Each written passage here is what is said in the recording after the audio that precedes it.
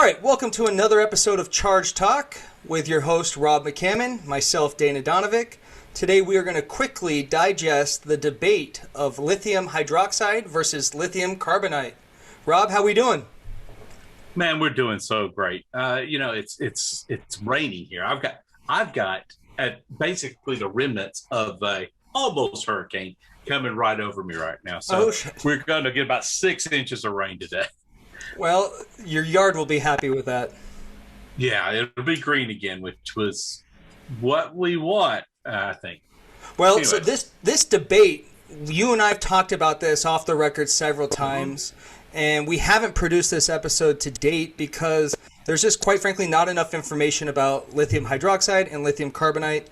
Thankfully, you have collected enough information for us to share it in a meaningful way, and I think, what registered most to me initially was this hypothetical scenario that you gave. Do you want to, preach that one more time? Yeah, let's talk about this. So let's go ahead in time. And one of the things I like to do in my mind is picture a scene. Yeah. If we were literary, we'd call it a vignette. Yeah, paint the picture. I'd like to. What I want to do here is 2025. You're staring outside of your production control facility inside of a plant. You look out and you see all the lines have stopped. Every line has stopped. The people working are sitting there talking. And the truth is you are out of materials to make batteries. The scenario here is for an EV manufacturer, right? Or battery manufacturer. We're talking about a battery manufacturer. No, I'm not naming names because it doesn't matter. Yep. It's a part of this whole scenario. So you're looking out and you are not running. And you know that since you're not running, then the plants and assembly plants that are waiting for your batteries are about to stop too. Yep. You had gone and you talked to the CEO, you talked to everybody, and in your plan, you had stated, we do not have to buy lithium carbonate. We'll buy simply lithium hydroxide, and we don't want the capability.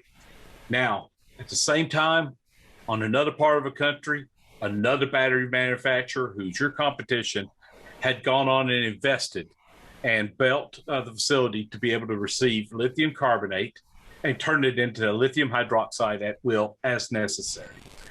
So you know that this is the last few hours of your job because you're looking out there and your company is basically going to miss a shipment. And there are going to be thousands of workers, not just the ones you see here, but workers at other plants who are stopped and just staring at a frozen line because there are not enough batteries coming in. Yep. That's a scenario that I see possibly happening. I deal with this in my 9 to 5 is things of what would be a business interruption or a threat vector to the business continuity. One of these this is a good way to decide whether you want a capability. To me personally, this is I think that article we put up is about this, correct, Dana? We've got an article coming out looking at this subject, and that's what Dana and I had thought about, and it's very intriguing because you get a lot of companies right now, and they'll say, we're not going to be selling lithium carbonate, we're selling lithium hydroxide. Well, that's great. That's great. Well, what does that really mean? And the thing, too, that most people, including myself at the very genesis of this whole dialogue, I didn't know that there was 2 different types of lithium that's yielded, and both of which are used to make batteries. So in that scenario that you were talking about, the one competitor, the one player, was only solely using carbonate versus the other didn't have a prejudice over one or the other. They just took what they could, and they didn't have a limited supply, right? Mm-hmm. Yeah, lithium hydroxide, since over the last few years, you'll start to see it as the preferred metal in some of the electrolyte and inside of it. So there's a desire then, hey, that's a better metal. It is a better metal. You can still use lithium carbonate in certain aspects and cheaper batteries. But what I wanted to do was go over today three of the main points of the discussion and debate, and why you may want to sit there if you're looking at the different companies, how you might want to see the argument and discussion of lithium hydroxide, because it could be very confusing. So would you say that there are three distinguishable differences between the two? I mean, we know you mentioned lithium hydroxide may reduce, the cycle speed. It's a little bit more expensive. How do we look at this as a matrix? These are going to be my three major points, or three base pieces of information I think you should understand. Sure. Again, do your own research. I'm going to give you this stuff. You go out and verify me, check me, make sure I'm right. But I think what I want to do is also use a little bit of logic and how I foresee these things playing out. We'll see how it goes today. I love it. And of course, tweet Rob, myself, or the Charge Talk account. Let us know, hey, if we fell short on something, or if you happen to find something that we didn't see, we want to know. Absolutely. Absolutely. I'm open to it. And that's a scary thing. But let's well, hey, Rob, this. Where do you want to start with your 3 points? Let's start with the first one, right? First, I want you to understand that lithium hydroxide typically is mined from spodumene, which is a hard crystal rock. So these are the hard rock pit mines. The big ones in the United States is Silver Peak. Actually, let's talk about Thacker's Pass, which is Lithium Americas, and Piedmont Lithium, which are both going to mine spodumene. But this comes from these are marginal operators. The world's largest spodumene mine is the Greenbushes mine in Australia, and it has gone through numerous holdings, been partially sold off and gone broke several times. It's not an easy situation. These are absolutely expensive operations when you're digging, and when your equipment costs money. It's not easy. And plus, the fact is you're going to be pushed against the fact you're making a huge hole in the ground. So there's an environmental issue. So really quick too, Rob, just to summarize, the lithium hydroxide is hard rock mining versus lithium carbonate, which is the liquid brine fields. But no. Let's be clear that the hard rock mines are going to produce spodumene, which is the little pink and green. Right. Yep. Those are the easiest to convert to lithium hydroxide. So Gotcha. They are sought after in lithium hydroxide mining, the easiest to refine. Both Levant, LTHM, and Piedmont Lithium both have extraction facilities in North Carolina to turn spodumene into lithium hydroxide.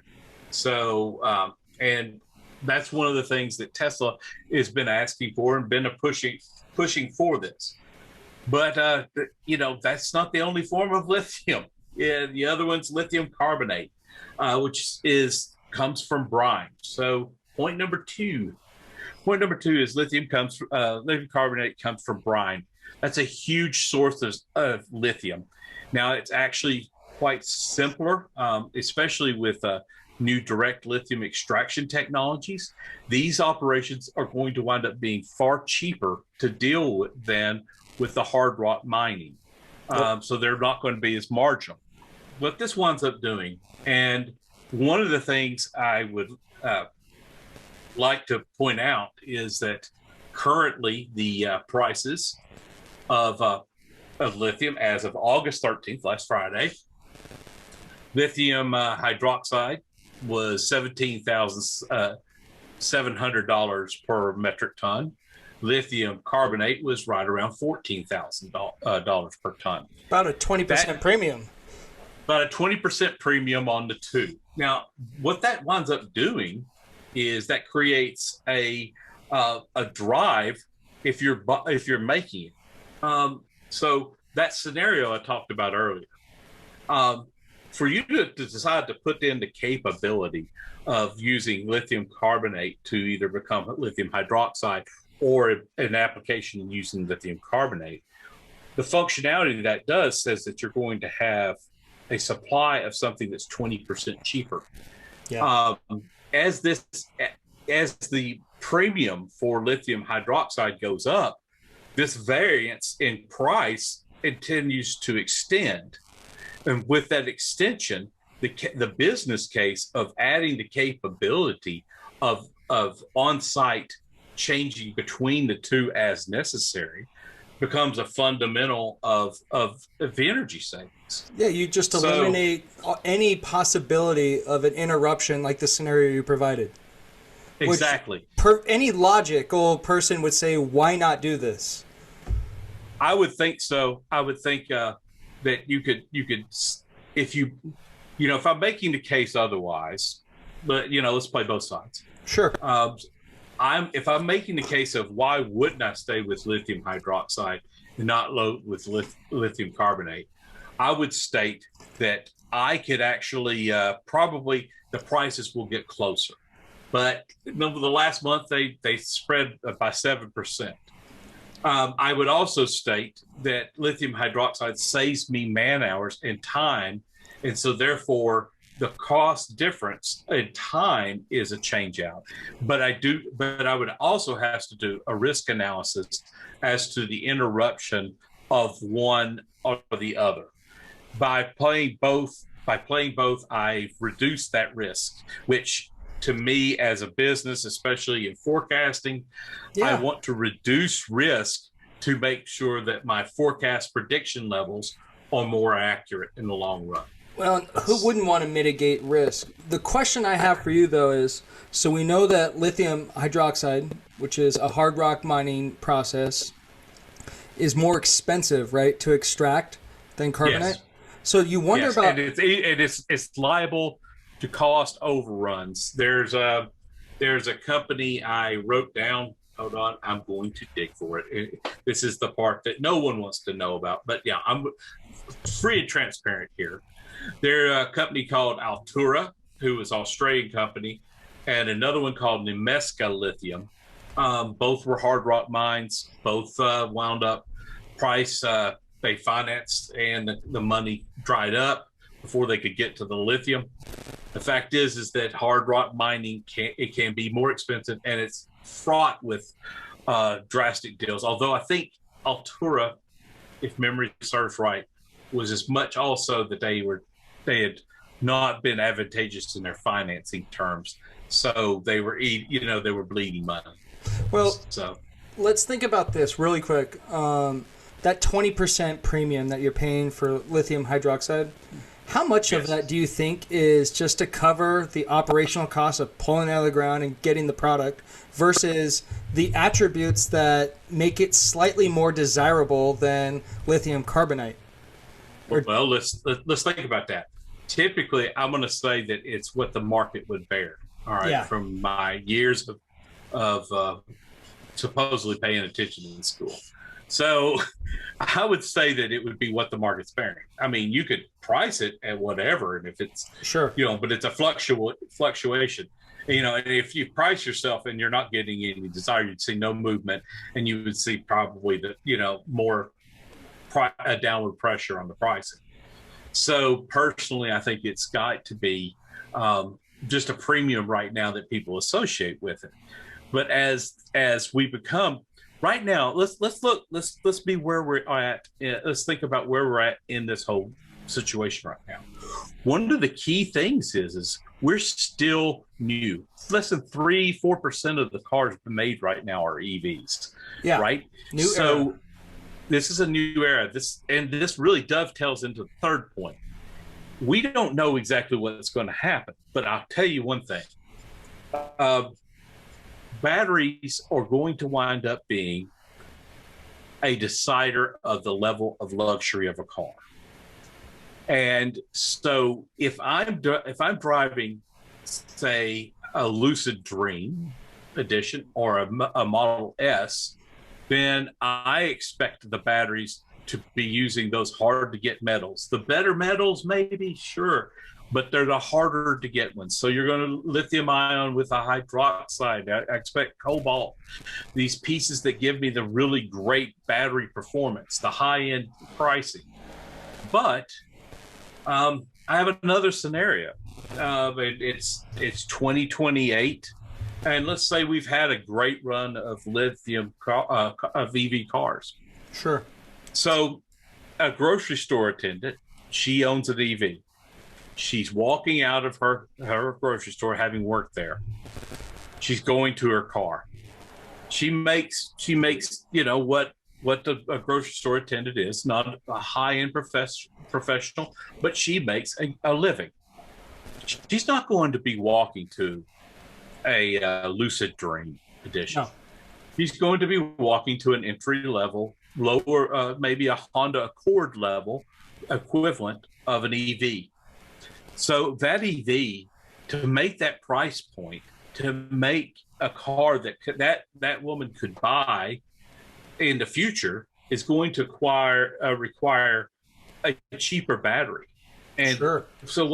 So right, for example, if you go today and you look at, just to pick on one, a Mustang, not to set the EVs aside right now, but if I want the high end, total package of Mustang and the better quality of package of Mustang, I'm going to spend a lot more money on that engine and that performance versus the entry V6 or 4-cylinder Mustang. Sure. It looks like a Mustang, but it kind of has a purr of a kitten. Yeah. So the fact is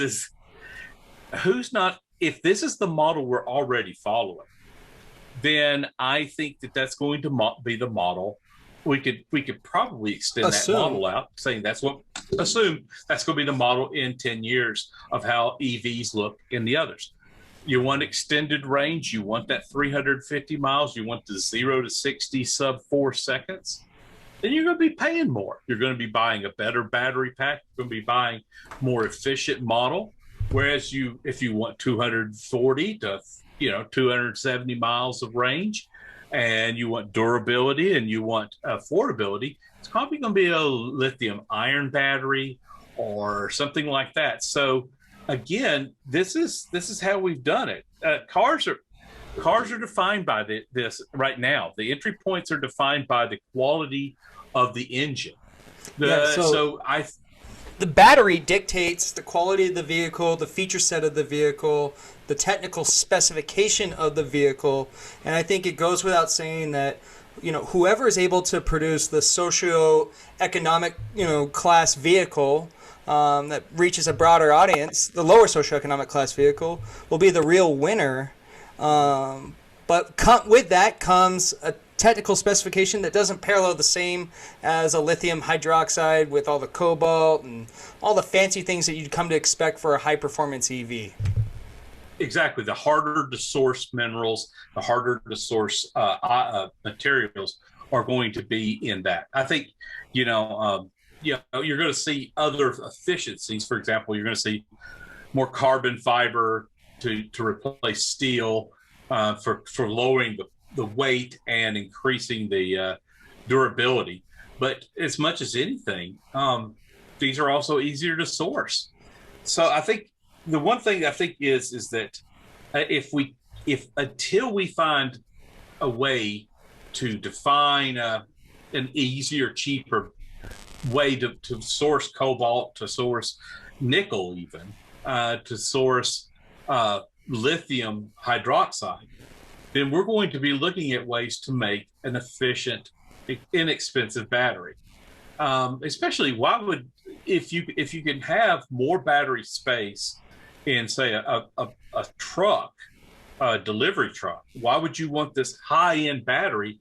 Which, remember, in commercial vehicles especially, commercial vehicles are all about cost point and price point for the fleet. Yep. And so at that juncture, you would simply want a vehicle that could easily match that price and come back on it. So I think in a lot of ways, it's not like lithium hydroxide doesn't have a role here. if it's available and it's cost effective, you're going to go with lithium hydroxide to save time and manpower rather than going through the steps. But to me, if I can also basically hedge my bets as a manufacturer and have both, I'm going to do both. It Yeah. makes perfect sense. Mitigate And I think risk. this is what plays. Right. It negates risk. It ensures business continuity. And Well, that to me is a huge role here. and I posted earlier today on Twitter just a small video of Neo. They have this modular battery system and this automated, Mhm. what looks like, just a drive-through. You pull up, and the vehicle goes into the garage. This automated system removes the modular battery system and swipes it for another one, which I think is brilliant. Now, I don't know necessarily for consumer vehicles, but if you think about electric vehicles for commercial trucks, maybe we might see that like truck stops are converted into, swapping stations. So you don't need this high end, you know, expensive battery when perhaps there's this system of swapping. I don't know. It's just another little hypothetical scenario that's gone in my head. Well, Neo is moving ahead with a battery as a service Yep. model, and if you're buying an EV, you already think, oh my God, is this going to be like my cell phone that after a year it no longer charges very much? So that's a legitimate thought question. So what they wanted to do was to come in and do this. Now you actually buy the car, lease the battery Yep. with Neo. Now I don't know how easy that's going to be setting it up outside of China, because they're going to have to basically set up an infrastructure prior, not just a sales team, but a place to be able to swap out these batteries quickly. And you would want to make sure the certification of the battery would be a huge step, especially in the trucking range. But it's a key question. And if you're going to be going through batteries like that again, it would be better to have lithium carbonate, which is easier to source. I think we've talked about standard lithium. We'll talk more about them, but them coming up with lithium carbonate in mass quantities is at first it gets people go, oh, that's just lithium carbonate. Well, wait a second, you can take lithium carbonate and make lithium hydroxide as necessary. So I think it's got advantages, man. And to me, I wanted to try to get people to understand that it's not just a one or the other. It can be both. And in my mind, the way I see it, is reason it out is that if you're a battery manufacturer, you certainly don't want to be limited to one. Yep. No one wants to find themselves in a predicament where production is shut off because time is money, and especially when it comes to expensive, operations like that, you can really screw yourself. Well, everybody knows that. Well, not everybody, but what I'm saying is that I say a lot of times that just-in-time manufacturing matters, and in the automotive industry, it's everything. The fact is that when you're holding up other lines, they will come back in the contracts. It says you will deliver this part, but you will deliver this part out at this time. If you do not deliver this part, it's going to cost an increasing amount of money to the company as a supplier, to a point where you basically your quality is very, very important, but your on-time delivery is critical. There cannot be a deviation in that. So, and you've got to think that batteries are going to be even worse. Notice right now we have chip shortages, and how many lines are stopped from time to time waiting for chips to catch up. Yep. That can't happen in batteries. If we want to become an electrified nation and world, these EV batteries have to come at a predictable, real fast rate. With no interruptions. Absolutely. No interruptions. No interruptions. Well, especially when our whole lives and everything are dictated by a battery. There's no one way around it. Yep. Yeah, absolutely. And not just one battery. Oh, yeah. dozens of batteries, for batteries of batteries of batteries, right? It's everywhere we look. So Hey, yeah. so to conclude on this, which I thought was a very constructive conversation, and I know I've got a better understanding between the two. Let's look at lithium carbonate. We know that side by side with the hydroxide, we don't know just how much better one is versus the other. But what if we were to add an additive, and without giving away our next, podcast episode or an article here, we know we're planning on talking about niobium. Can you give me a one? Okay, let's set the table. Let's set the table.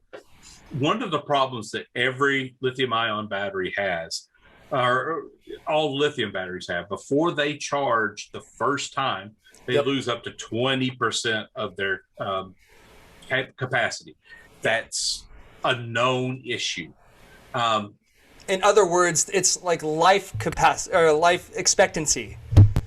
Right, and it's beyond. It's not a solid state versus liquid cell battery. It's all lithium ion batteries, whether they're solid or otherwise.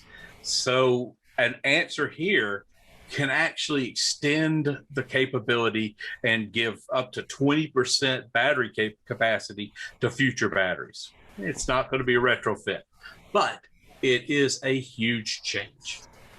So it begs the question, though. All right, we know that there's discoveries in the world of industrial metals, battery metals. We mentioned niobium. Could you see, companies looking at, hey, we're going to take carbonate and maybe, have some additives to spruce things up to the same technical spec where it parallels, and we're coming under cost of what you would be paying for hydroxide, or am I just thinking too far out of the box? Well, remember, the whole question is $100 per kilowatt. Yep. And that is the magic deal that we've talked about and we'll continue to talk about. And remember, that conversation is a lot of times had with the idea that lithium prices stay stable. They're not stable. They are absolutely fluctuating. And as more and more desire on lithium comes, that's going to put price pressures on that. So the 100 kilowatt battery price, which is key, becomes a very elusive thing. And so we have to have a capable, efficient battery. And then we need an efficient car. And then we need a car that has the capability to drive a certain amount of distance. I think in America, this is off the subject, but I think in America, you really want a 300-mile range or better. That's 300 to 350-mile range is the American car standard. Otherwise, it used to be, I think, the longest distance between two gas stations that you could drive in the United States. Something with Death Valley, if I remember right, but that's a trivia question. But my point is that range is what we expect. And when you're on long trips, if you're driving across Texas, you're driving anywhere out west, and even in the east, 350 miles is 7 or 8 hours drive. So, you really need that type of range. And I think that's going to be a driver on batteries. And so that means that cost-wise, to be able to put a car together that's in that mid-20s with a battery that lasts and has that capability, again, you're going to have to make sure that the battery materials underneath it are ones you can source, that aren't susceptible to interruption, and are able to perform at a cost point basis. Not just the coolest, neatest battery, but affordable battery that car manufacturers can depend on. Well, I think we've said it all. I obviously appreciate you making time for us today, Rob. And I want everyone to know, our podcast audience, our YouTube audience know that we're now going to put out a weekly report on Tuesdays. Summarizes all the ins and outs that have changed in just 1 week's time when it comes to lithium, battery metals, etc. And then, of course, we're hammering out a ton of articles that will be posted on the website for everyone to better familiarize themselves with some of the topics and discussions that we've had. Rob, do you have any other Yeah. final points you want to make? You know, I like what Warren Buffett said. You should be able to understand what you invest in. Yep. And that's our goal here, is to try to help you understand the companies, the parts, the lithium, and how to invest in this. Not what to invest in, but you have a better understanding of the industry and the technology. I love it. Well, until next time, thank you. Thank you.